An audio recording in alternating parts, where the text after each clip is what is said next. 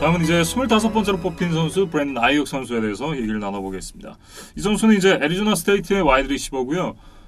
샌프란시스코가 미네소타의 트레이드를 통해서 25번까지 올라왔고 여기서 이제 1라운드, 4라운드, 5라운드 픽과 교환을 했다고 합니다. 그러니까 이게 6단계를 올라왔어요. 나이너스가 원래 31번이었으니까. 그렇죠. 이 31번에서 25번, 그 6단계로 올라오는 대가로 4라운드 픽과 5라운드 픽을 얹어서 줬다. 이렇게 이제 얘기를 하면 될 것 같습니다. 네.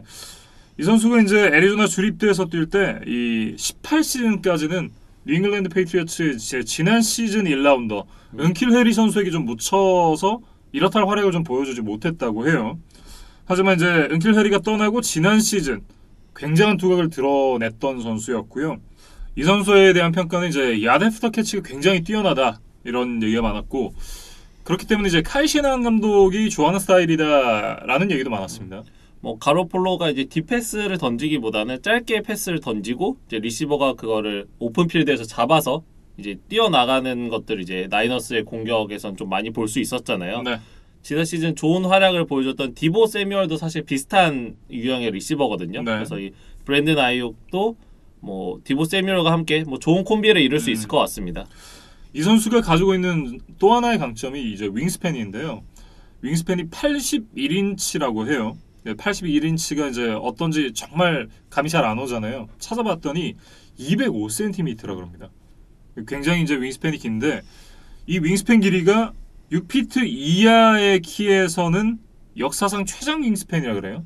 그러니까 이 선수가 지금 키가 6피트 정도로 이제 나와 있는데 네. 이게 183cm 정도거든요. 그러니까 이제 리시버 치고는 그렇게 크지 않은 키입니다. 네. 근데 이제 대신에 이 앞서 말씀해 주셨던 윙스팬이 길기 때문에 사실 이제 공은 손으로 잡는 거잖아요. 그렇죠. 그러니까 뭐 우리가 그냥 눈으로 보이는 키보다는 이 선수가 더 뭐 공을 캐치하는데 유리한 신체 조건을 가지고 있다. 이렇게 그냥 정리를 할 수 있을 것 같습니다. 예. 굉장히 뛰어난 윙스팬을 갖고 있는 브랜든 아이옥 선수가 되겠고요. 어쨌든 이제 마키스 구린도 이적을 시켰고 이 와이드 리시버 자리에 빈자리가 있기 때문에 그 자리에 쏙 들어가면 될 것 같다라는 생각이 드네요. 저희가 앞서 그 14번 픽에서 일단 제이번 킨로를 뽑으면서 자신들의 강점을 더 공고히 했던 라이너스라고 말씀을 드렸는데 네. 뭐 이제 자신들의 약점을 이라고 보여지는 이 와이드 리시버에서는 또 이제 트레이드 업을 하면서 나름 적극적인 행보를 했어요. 예. 그러면서 뭐 자신들의 약점을 어느 정도 메우기 위해서 노력을 했던 나이너스고, 또 하나의 이제 좀 부가적인 효과라고 한다면 지난 시즌 이제 NFC 컨퍼런스 챔피언십에서 만났던 뭐 그린베이도 이제 이 넘버 2 리시버를 찾고 있었던 팀이기 때문에 네. 그린베이보다 한 단계 앞서서 이제 좀 그 상대를 견제하면서 이 브랜든 아이옥을 뽑았던 나이너스였다. 이렇게 뭐 평가를 할 수 있을 것 같습니다. 네. 브랜든 아이옥 선수가 이제 25번째로 뽑힌 선수였고 뭐 그래서 그랬을까요? 이 정말 그린베이 패커스와 조던 러브가 이번 1라운드 드래프트의 주인공이 되었습니다. 뭐 사실 1라운드 26번 픽이 이번 1라운드 전체에서 가장 화제가 되는 픽이 되기는 사실 쉽지 않잖아요. 그렇죠. 근데 이제 그걸 그린베이가 해냈습니다. 예. 원래는 이 픽이 이제 마이애미가 갖고 있던 픽이었습니다. 1라운드 30번, 4라운드 136번을 주면서 이제 그린베이가 트레이드업을 해왔고요. 트레이드업을 했기 때문에 트레이드업까지 해가지고 이 드디어 애런 로저스를 도와줄 선수를 뽑을 것인가라는 그런 생각을 했었는데 이게 웬말 이 조던 러브 선수가 갑자기 이제 드래프트가 됐습니다. 굉장히 재밌는 부분이 예전 이제 애런 로저스가 처음에 드래프트가 될 때 브렛 파브가 원래 주전 쿼터백이었었잖아요. 네. 브렛 파브와 애런 로저스의 나이 차가 애런 로저스와 조던 러브의 나이 차라 그래요. 그러니까 뭐 이게 역사는 반복된다. 뭐 이렇게 한마디로 정리를 할 수 있을 것 같습니다. 예. 사실은 이제 애런 로저스 입장에서 보면 로저스가 이제 적은 나이는 아니지만 어쨌든 로저스가 은퇴하기 전에 한두 번 정도 이제 더 우승을 하기 위해서는 어쨌든 지금 달려야 될 타이밍인데 굳이 트레이드업을 해서 이제 조던 러브를 뽑아야 했나 이런 생각도 로저스 입장에서는 생각이 들 거예요. 그 로저스의 입장 그리고 많은 그린베이 팬들이 좀 의문을 많이 가지고 있는 것 같아요. 네. 반면 이제 조던 러브의 편에서 좀 살펴보면 뭐 애런 로저스 밑에서 일단 보고 배울 수 있고 그리고 자기가 NFL에 적응하기 위해 주어지는 시간이 굉장히 충분할 것이기 때문에 어떻게 보면 이 그린비로서도 자기들만의 마음씨를 찾았다. 뭐 이렇게 좀 볼 수도 있을 것 같습니다. 뭐 조던 러브가 아직 뭐 다듬어지지 않은 원석이라는 평가지만 어쨌든 잠재력만큼은 높게 평가를 받고 있거든요. 예. 그래서 이 그린베이는 러브의 이런 좀 실링을 보고 이 선수를 이제 뽑은 게 아닌가 싶고 그 ESPN에서도 이 조던 러브를 바로 인터뷰하는 모습을 보여줬었어요. 예. 근데 제 기억에는 아마 조보로 다음으로 그 바로 인터뷰를 했던 건 이 조던 러브였던 것 같아요. 이제 그만큼 ESPN도 이 러브의 픽을 좀 비중 있게 다뤘다. 저는 이렇게 뭐 생각을 했고 네. 이 러브가 인터뷰를 하는 과정에서 굉장히 좀 기쁜 마음으로 로저스에게 많이 배우고 또 잘 적응하고 싶다 뭐 이렇게 좀 굉장히 순수한 모습을 보여줬어요. 근데 네. 사실 로저스가 약간 좀 뭐랄까요 이 러브를 바로 이렇게 순순히 동료이자 자신의 후계자로 받아들이고 자신의 모든 것을 전수해줄지 사실 약간 의문입니다. 예. 그래서 로저스도 40살까지 뛰고 싶다라는 것을 이제 공공연하게 밝힌 상황이고 이 브렛 파브 때와는 좀 상황이 다르기 때문에 로저스 입장에서는 굉장히 좀 기분이 나쁠 수가 있는 픽이다 이렇게도 얘기를 할 수가 있을 것 같습니다. 뭐 사실 쿼터백을 1라운드에서 뽑았다는 것만으로도 심기가 충분히 불편할 텐데 네. 그게 무려 트레이드 업을 해와서 이 뽑은 거기 때문에 뭐 드래프트 직후에 이제 에이전트였나요? 네. 그 뭐 로저스가 뭐 다른 데로 트레이드를 요구할 것이다라고까지 뭐 굉장히 감정적인 발언을 할 정도로 네. 뭐 로저스는 좀 기분이 안 좋았던 것 같습니다. 그도 그럴 것이 지난 15년 동안 이 스킬 플레이어를 1라운드에서 뽑은 적이 단 한 번도 없다 그래요. 그러니까 뭐 로저스한테는 좀 미안해야 됩니다. 사실 그린베이는. 그쵸. 이제 뭐 이게 미식 축구가 아무리 쿼터백이 중요한 뭐 스포츠라고 해도 뭐 쿼터백 혼자 뭐 다 던지고 뭐 뛰고 할 수는 없는 거잖아요. 예. 그러니까 분명히 이런 스킬 플레이어 그리고 또 오펜시브 라인의 지원이 있는 게 중요한데 뭐 로저스가 커리어 내내 그 팀의 그 지원을 많이 받지는 못했던 게 사실입니다. 예. 일단 이제 이진만 위원이 이제 러브에 대해 내린 얘기는 뭐 작년 드래프트에 나왔으면 굉장히 높은 순위에서 픽이 됐을 선수였는데 오히려 이 2019년 시즌에 잘 못해서 주가가 좀 떨어진 경우다라는 얘기를 해줬고요. 그럼에도 이제 러브에도 변명거리는 있는 게 감독과 시스템이 바뀌고 주전들이 대거 졸업을 하면서 이 사실상 좀 새로 만들어진 팀에 적응하기가 쉽지는 않았을 것이다 라는 얘기를 했습니다. 더군다나 이제 조던 러브는 굉장히 퍼펙트한 팀으로 갔고 이 러브에 대한 평가 자체가 아직 조금은 준비가 덜 됐다. 하지만 포텐셜은 마음스다라는 이제 그런 평가가 있기 때문에 로저스 밑에서 2, 3년 정도 배우고 바톤 터치를 하면 굉장히 이상적일 것이다. 다만 한 가지 우려 요인은 과연 로저스가 러브를 키워줄 인성이냐. 뭐 이런 얘기를 했습니다.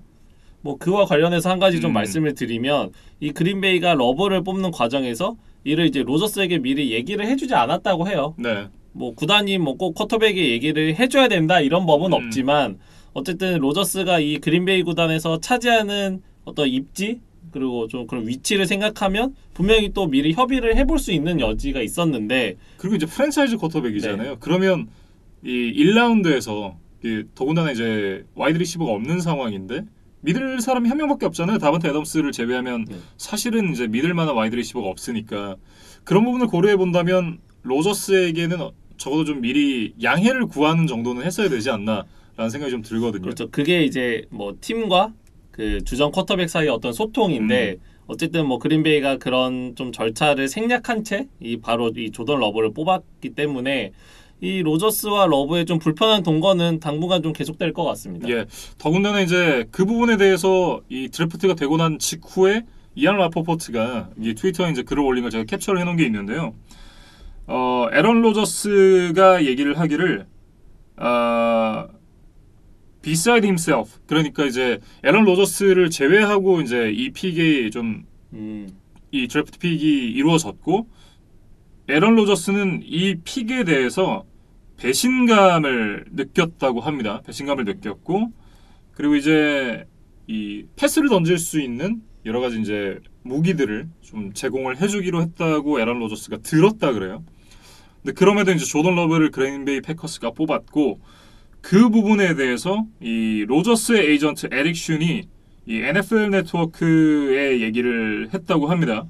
로저스와 이 패커스의 관계는 irreparable, 그러니까 이제 회복할 수 없는 그런 관계가 됐고, 로저스가 이제 빌 벨리책 감독과 패트리어츠에서 좀 뛰고 싶어 한다라는 얘기가 이제 트위터상에 올라왔다가 그 트윗이 제가 나중에 살펴보니까 좀 삭제가 됐는지 안 보이더라고요. 어쨌든 댓글에 달려서 밀렸는지 이게 삭제가 됐는지 어쨌든 뭐 보이지가 않는 상황이었는데, 제가 그 당시에 이제 캡처를 한 부분이 있어서 예, 그 부분을 이제 갖고 와봤습니다. 이 부분은 이제 그 저희가 얘기를 하는 동안 이 화면 왼쪽에 예, 류재균 PD가 좀 이렇게 띄워드리도록 하겠습니다.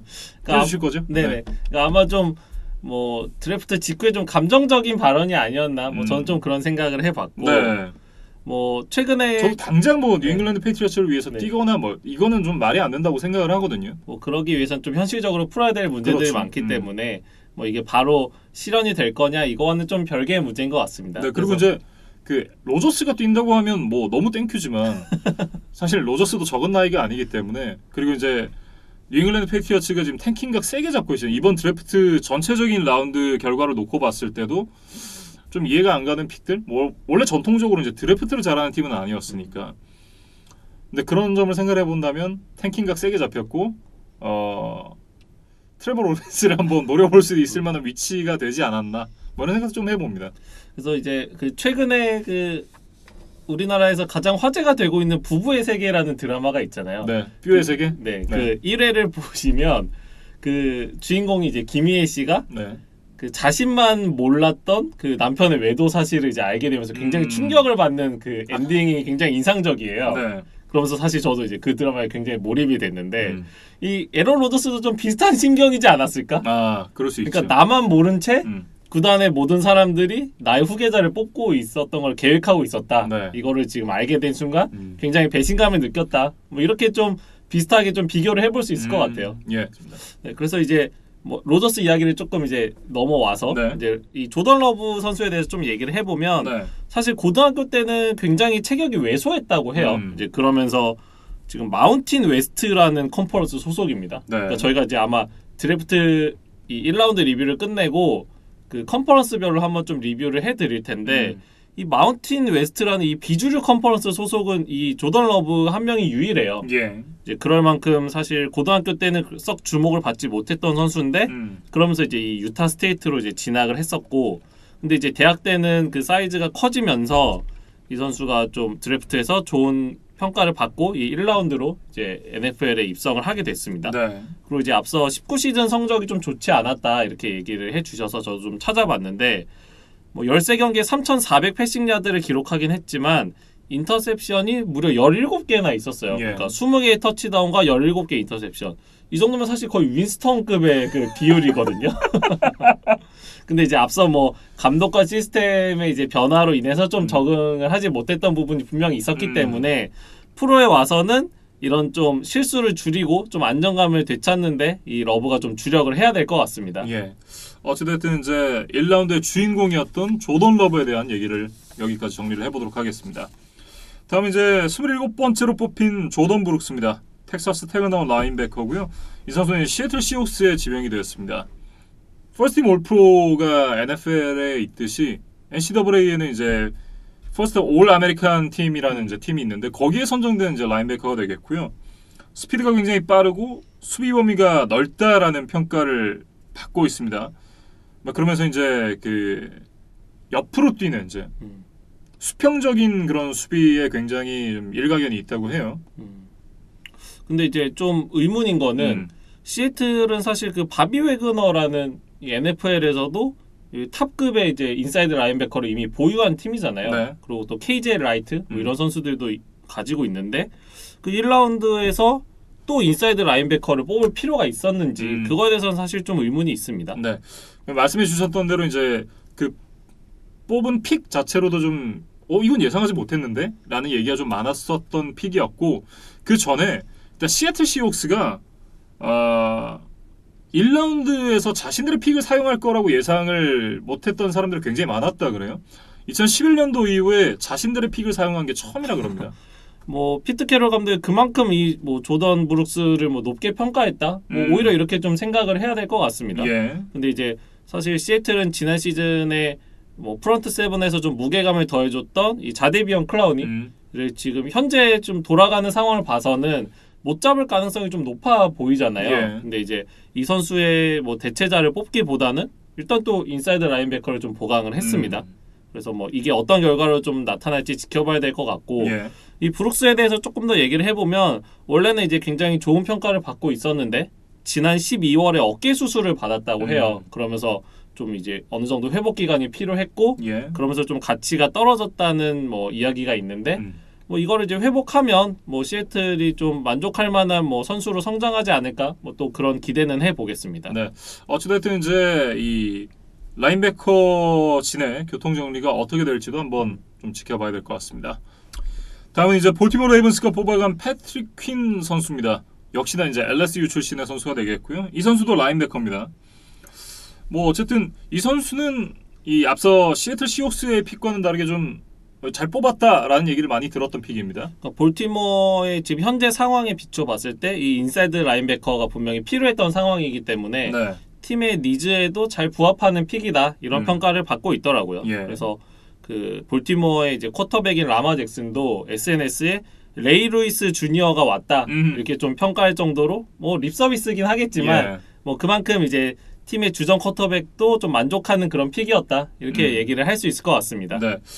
라마 잭슨 선수가 이 선수에 대해서 이제 레이 루이스 주니어다라는 평가를 할 만큼 레이 루이스와 굉장히 좀 유사한 측면이 많은 그런 선수예요. 이 선수는. 뭐 약간 평행 이론이라고 할 정도로 좀 공통점들이 몇 가지 있더라고요. 그래서 좀 소개를 해드리면 네.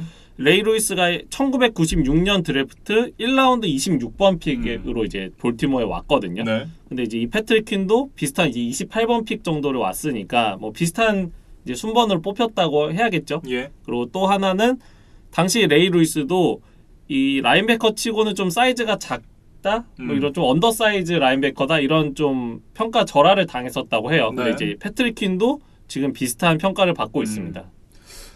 하지만 이제 이 선수의 기량만큼은 좀 의심할 여지가 없는 그런 선수가 되겠습니다.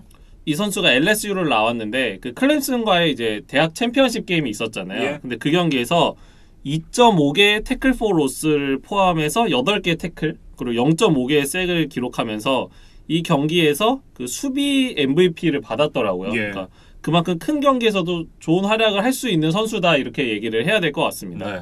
어찌됐든 이제 볼티모어 레이븐스가 다소 늦은 순번이긴 하지만 좋은 선수를 뽑아갔다라는 얘기를 전해드렸습니다. 패트릭 퀸 선수였고요. 다음은 이제 29번째로 선정이 된 아이자 윌슨 선수입니다. 조지아 출신의 오펜시브 태클이 되겠고요. 역시 뭐 앞서 저희가 잠깐 얘기를 드렸습니다만 테네시 타이탄스의 이 픽 주인공은 이 뭐 아이자 윌슨도 아니었고 브레이블도 아니었고 브레이블의 아이들이었습니다. 아니 완전 이 시선 강탈이었어요. 그러니까 이제 특히 그 왼쪽에 서 있던 그 타이즈 그 타이탄스 유니폼 색깔의 그 타이즈를 입고 있던 그 아이가 굉장히 좀 씬 스틸러였는데 네. 뭐 저는 그 옷을 입는 용기도 대단하지만 그 옷을 어디서 구했는지가 더 궁금하더라고요. 사실 아니, 그게 보통의 용기로 그게 네. 입기 쉽지 않거든요. 그게 아무리 이제 미국이 뭐 제조업이 발달을 했다고 하지만 그 세계 그 타이즈 옷이 기성품으로 있을 것 같지는 않거든요. 네. 그러니까 아마 주문 제작을 했을 것으로 생각이 되는데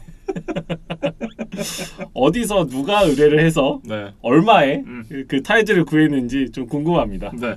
어쨌든 이제 아이자 윌슨의 얘기로 다시 넘어와 보면 잭 컨클린 선수가 떠났기 때문에 이제 라이트 태클 자리를 어떻게 메우느냐에 대한 고민이 있었던 그런 이제 타이탄스였고요. 그 자리에 대한 이제 해답으로 뽑은 선수가 이제 아이자 윌슨 선수가 되겠습니다. 일단 뭐 테네시는 라이언 테널과 데릭 헨리를 모두 이제 잡았기 때문에 이제 오라인만 좀 갖추면 이제 공격에서의 폭발력을 그대로 유지할 수 있을 것으로 보이거든요. 예. 그래서 이 아이자 윌슨 선수의 이제 활약이 더 중요할 것 같고 이 선수를 보면 이제 저희가 앞서 그 메카이 벡튼의 이제 피지컬을 좀 한번 강조를 해드렸던 바 있었는데 네. 이 선수도 2m가 넘는 키에 160kg에 가까운 굉장히 거구입니다. 네. 그래서 이제 굉장히 파워가 뛰어나다 이런 평가가 있는데 반대로 이제 스피드와 테크닉은 좀 부족하다는 좀 지적을 받고 있어요. 예. 이 윌슨 선수가 이 프로 레벨에서 그 상대 그 패스 러셔들의 이제 다이나믹한 그 압박을 어떻게 이겨내고 극복할 수 있을지 지켜보는 게 이제 포인트가 될 것 같습니다. 네. 거기다 이제 하나를 더 더하면 이 선수가 럼블락이 뛰어나다는 평가를 좀 받고 있고요. 그렇기 때문에 프랜차이즈 태그로 데릭 헨리를 잡은 타이탄스에게는 이건 굉장히 또 좋은 신호다 이렇게 좀 봐야 될 것 같습니다. 궁합이 잘 맞을 것 같습니다. 네. 하지만 이 선수가 이 시즌이 시작하자마자 선발로 뛰지는 않을 것처럼 보이고요. 일단은 데니스 켈리 선수가 선발 라이트 태클로 뛰고 이 선수는 좀 선발로 뛸 준비를 할 시간을 가질 것이다. 이런 예상이 좀 많더라고요. 빠르게 적응해서 시즌 중반부터라도 자리를 잡아준다면 테네시가 이제 지난 시즌 컨퍼런스 챔피언십에 이어서 올해는 이제 더 높은 곳을 보는 팀이잖아요. 네. 그 플레이오프 레이스에서 좀 도움이 된다면 이 테네시의 드래프트가 좀 좋은 평가를 받게 될 것 같습니다. 네, 이렇게 이제 아이지아 윌슨 선수에 대한 얘기까지 나눠봤습니다. 이제 3명의 선수밖에 남지 않았는데요. 30번째 픽입니다. 이제 마이애미가 이제 패커스와 트레이드를 해서 이제 내려왔는데 여기서 이제 코너백을 뽑았습니다. 5번 출신의 노아 이그비노기니라는 이제 선수를 뽑았는데요. 이름이 굉장히 어려워요. 굉장히 어렵습니다. 네. 그리고 이제 좀 그 재밌는 SNS를 봤는데 앞서 마이애미가 1라운드 5번으로 이제 투아 텅고바일로아 선수를 뽑았잖아요. 네. 그래서 이제 이 마이애미의 유니폼에 마킹을 하는 분이 굉장히 고생을 할 것 같다. 그러니까 지금 투아는 그 성이 스펠링으로 10자고요. 네. 이 이그비노이니 선수는 11자입니다. 그러니까 이 유니폼 마킹을 하는데 굉장히 좀 고생스러울 것 같아요. 네. 이 선수는 어쨌든 이 굉장히 뛰어난 운동 능력을 갖고 있는 선수인데 어머니가 올림픽에 출전한 육상 선수였다고 하고요. 여동생도 이제 육상 선수라고 해요.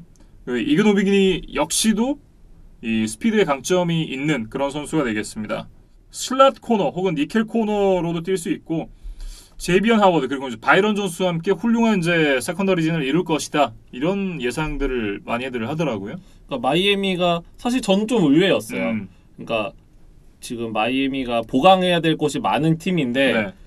그 중에서 좀 유일하게 좀 강점을 가지고 있는 게 바로 이 코너백 포지션이잖아요. 네. 그래서 이 코너백만큼은 스킵하고 이제 다른 포지션들을 좀 뽑아야 되는 게 아닌가 저는 그렇게 생각을 했는데 네. 의외로 이 마이애미는 지금 노아 선수를 뽑으면서 코너백 뎁스를 더 채우는데 이제 주력을 했습니다. 예. 근데 이제 그 ESPN에 이제 저도 그 코멘트를 들어보니까 이 브라이언 플로레스 감독의 수비 스킴이 그 존 커버리지보다는 맨 커버리지를 좀 선호한다고 해요. 네. 그래서 이 코너백 1대1로 좀 상대 리시버들을 막아줄 수 있을 만한 능력을 가진 코너백들을 다수 보유하는 게 이 플로레스 감독의 좀 수비 전략에는 좀 부합한다 이런 얘기를 하더라고요.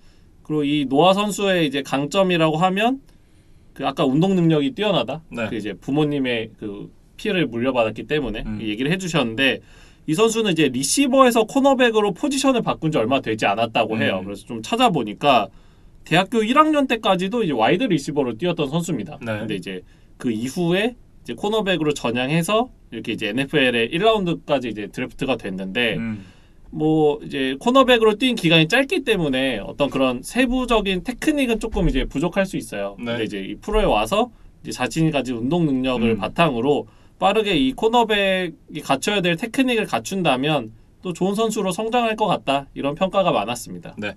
이렇게 이제 마이애미 돌핀스의 1라운드 세 번째 픽 노아 익비노기니 선수까지 살펴봤습니다. 진짜 이름 어렵네요. 다음은 이제 31번째로 뽑힌 선수입니다. 제프 글래드니 선수가 되겠고요. 이 선수는 이 나이너스와 픽을 트레이드한 바이킹스가 뽑은 선수가 되겠습니다. 역시나 이제 바이킹스 입장에서는 세컨더리 보강도 했어야 되는 그런 상황이기 때문에 이 픽도 좀 좋았다 이렇게 볼 수 있을 것 같습니다. 자신들의 취약 포지션들을 이제 잘 보강했다 이렇게 좀 평가를 할 수 있을 것 같아요. 예. 피지컬로 보면 이제 183cm에 83kg 이 최고의 피지컬이다라고 보기에는 다소 무리가 있긴 하지만 어쨌든 코너백 치고는 나쁘지 않은 이 피지컬이다 이렇게 봐야 될 것 같고요. 지난 2년 연속 이제 15개 이상의 패스 굴처를 만들어낸 2명의 코너백 중 하나라 그래요. 어쨌든 이제 기량면에서는 크게 의심할 여지가 없는 선수다 이렇게 좀 볼 수 있을 것 같고요. 그리고 이제 이 픽을 떠나서 마이크 짐머 감독의 집에 대해서 저는 얘기를 좀 해보고 싶은데 약간 이게 영화에서나 나올 법한 이 산속 오두막 있잖아요. 막 사슴 머리 걸려 있고 막. 근데 그런 집인데 굉장히 좀 멋있더라고요. 사실 저는 좀 무서웠습니다. 그 사슴 머리가. 굉장히 크던데요. 그죠? 뭐 어쨌든 마이크 짐머 역시도 이 집으로 굉장히 좀 주목을 많이 받았던 감독이었습니다. 하지만 제 맘속 1픽은 역시 클리프 킹스베리죠. 그렇죠. 네. 뭐 저도 살 수 있다면 킹스버리 감독의 집에서 한번 좀 생활을 해보고 싶습니다. 네. 근데 이제 이 글래드니 선수에 대해서 저도 조금 뭐 말씀을 드리면 앞서 이제 기량에 대해서는 의심이 없다고 이제 얘기를 해주셨는데 사실 이 선수는 무릎 부상 이슈가 좀 있다고 해요. 그래서 프로에 와서 좀 얼마나 부상 없이 적응할 수 있는지가 좀 중요할 것 같고 네. 뭐 페널티를 좀 범하지 않으면서도 굉장히 공격적이고 지능적으로 이제 수비를 하는 선수다 이런 좀 좋은 평가가 있었습니다. 예. 그래서 사실 미네소타는 뭐 최근에 이제 제비어 로즈가 좀 폼이 많이 떨어지면서 세컨더에서 좀 고생을 했었잖아요. 예. 근데 이제 이번에 로즈를 이제 보냈기 때문에 이 제프 글래드니 선수가 빈자리를 좀 잘 메꿔줬으면 좋겠습니다. 네. 31번째 픽 제프 글래드니 선수에 대한 얘기를 나눠봤습니다. 이제 마지막으로 1라운드에서 지명이 된 선수 바로 이제 클라이드 에드워즈 헬레어 선수인데요. 이 선수 역시도 이제 LSU 출신입니다. 그리고 1라운드에서 뽑힌 유일한 러닝백입니다. 저희가 이 올어바웃 NFL을 하면서 계속해서 이 러닝백 포지션의 어떤 수명 문제 그리고 가치가 계속 하락하고 있는 문제에 대해서 뭐 여러 차례 언급을 했었는데 이번 NFL 1라운드 드래프트에서도 좀 그 뭐 양상이 좀 이어졌던 것 같아요. 예. 그러면서 사실 앞서 31명의 선수에서는 아무도 러닝백이 뽑히지 못했는데 이 마지막 32번째 픽에서 에드워즈 힐레어 선수가 뽑히면서 뭐 최소한의 자존심을 세웠다. 뭐 이렇게 좀 정리를 하고 싶습니다. 네. 이 선수가 이제 이 레드스킨스의 러닝백 이 데리어스 가이스와는 6살 때부터 이제 친구라고 하고요. 이제 성이 굉장히 독특합니다. 에드워즈 헬레어라고 이제 중간에 이제 하이픈이 들어가 있는데 친아버지 클라이드 에드워즈와 이제 새아버지 셰넌 헬레어의 라스트 네임을 따서 이제 에드워즈 헬레어라는 이제 라스트 네임을 만들었다고 하고요. 캔자스시티 칩스 입장에서는 어쨌든 이제 카리먼트 선수가 불미스러운 일로 이제 방출이 되고 난 이후에 러닝백 쪽에서 무게감이 좀 떨어졌던 게 사실이잖아요. 네, 그런 부분을 좀 보완할 수 있는 좋은 픽이라고 생각이 들기는 하는데 그 전에 이제 디안드레 스위프트 그리고 조나단 테일러, J.K. 다빈스 뭐 이런 어떻게 보면 이제 러닝백 탑3 선수들보다도 앞서서 뽑힌 것에 대한 이런 의문도 좀 없진 않았습니다. 아마 그런 평가들은 이 선수가 이 컴바인에서 40야드 대시에서 4.6초 정도? 그러니까 러닝백 치고는 사실 그렇게 빠르지 않은 수치입니다. 뭐 그런 이제 기록을 가지고 있었고 그다음에 패스 블락킹에서도 좀 보완이 필요하다는 평가가 있었어요. 예. 이제 아마 이런 단점들 때문에 이제 앞서 얘기해 주셨던 이제 경쟁자들보다는 조금 낮은 평가를 받았던 것 같은데 캔자스시티가 이 선수를 이제 1라운드로 뽑은 거는 아마 이 선수의 이제 패스 게임 능력을 좀 주목을 한 게 아닌가 싶어요. 그러니까 예. 이제 기존에 있던 주전 러닝백이 이제 데미안 윌리엄스는 지난 시즌에 498 러싱 야드와 213 리시빙 야드를 기록을 했거든요. 네. 그러니까 사실 리시빙 게임에서는 크게 도움이 되지 않는 선수인데 이 에드워즈 힐레어 선수는 대학 시절 기록을 보니까 그 19시즌에 453 리시빙 야드를 기록을 했었더라고요. 네. 이제 어떻게 보면 듀얼스렛 유형이라고 봐야겠죠. 그리고 이제 이 칩스는 뭐 NFL 지금 현재 최고의 쿼터백인 패트릭 마홈즈를 가지고 있는 팀이니까 네. 뭐 이 마홈즈와 좀 좋은 쇼패스 게임을 가져가면서 이 칩스의 오펜스의 뭐 새로운 무기로 좀 정착할 수 있지 않을까. 뭐 이런 기대감으로 이제 앤디 리드 감독이 뽑았다고 얘기를 해야 될 것 같습니다. 네. 클라이드 에드워즈 헬레어 선수까지 이 32명의 1라운더들에 대한 얘기를 짧게나마 좀 살펴봤고요.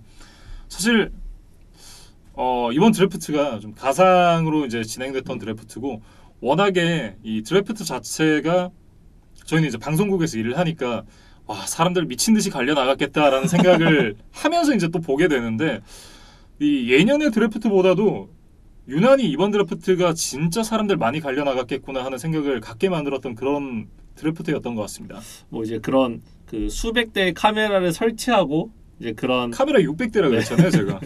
뭐 그런 뭐 기술적인 테스트를 다 마치고 뭐 또 뭐 자막이나 뭐 패널들도 여러 명 각 다 집에서 준비를 하고 뭐 이런 과정들을 굉장히 힘들었을 것 같아요. 예. 근데 뭐 다행히 큰 문제 없이 잘 치러진 것 같아서 뭐 ESPN 그리고 NFL 그 사무국의 이제 노력에 좀 박수를 보내고 싶습니다. 예. 그러니까 사실 이게 이 저희 2번 생중계라 그러잖아요. 보통 이제 2번 생중계라고 이제 다른 곳 두 곳에서 동시에 이제 방송을 하는 그런 포맷을 진행을 하고는 하는데 2번만 해도 굉장히 힘들거든요. 그렇죠. 근데 이게 여기 갔다 저기 갔다 이제 거의 32개 팀의 이 감독들, 단장들 화면 보여주고 그리고 심지어 이제 구델의 집에는 뒤에 TV 화면에 팬들의 얼굴까지도 이제 연결을 해서 띄우고 이랬었기 때문에 이건 정말 이 보통의 노력으로는 되는 일이 아니다. 이런 얘기를 꼭 말씀을 드리고 싶었습니다.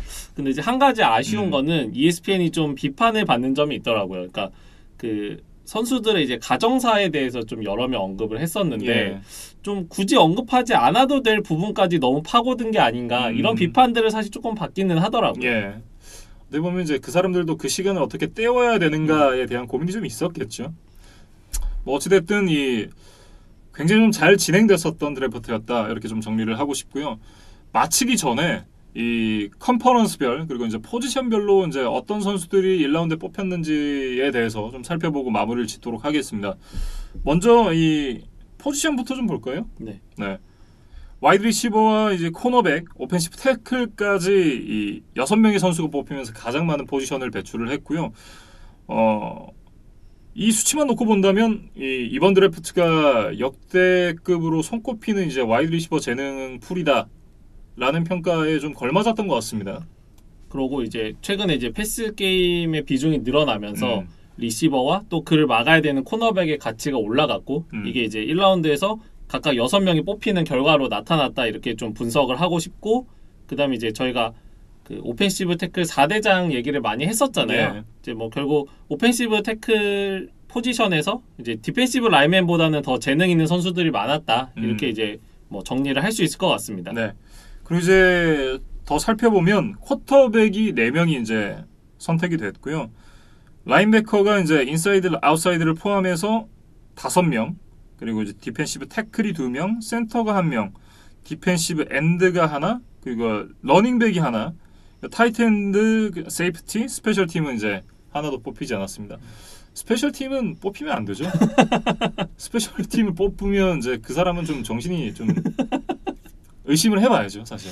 네. 뭐 사실 지난 시즌에는 이제 타이트엔드에서 사실 2명 정도가 뽑혔던 걸로 기억이 돼요. 네. 근데 이제 이번 드래프트에서는 그 타이트엔드 포지션에서는 좀 그 정도의 탑 재능은 좀 없었다 이렇게 얘기를 해야 될 것 같습니다. 네. 그리고 이제 총 4건의 트레이드가 있었고 트레이드 역시도 많지 않았습니다. 그리고 이제 대학별로 살펴보면요. 역시나 이제 LSU가 가장 많았습니다. 5명의 선수를 배출을 했고 그 다음이 역시나 전통의 강호 엘라베마 4명의 선수를 배출을 했습니다. 그리고 오하이오 스테이트 버카이즈가 3명을 이제 배출을 했고요. 오번이 2명, 조지아도 역시 2명, 클램슨 2명, 오클라호마 2명, TCU 2명, 오레곤, 플로리다, 아이오와, 루이빌, 그리고 USC, 사우스캐롤라이나, 미시건, 애리조나 스테이트, 유타 스테이트, 그리고 이제 텍사스 텍까지 각 한 명의 선수들을 1라운드에 배출을 했습니다.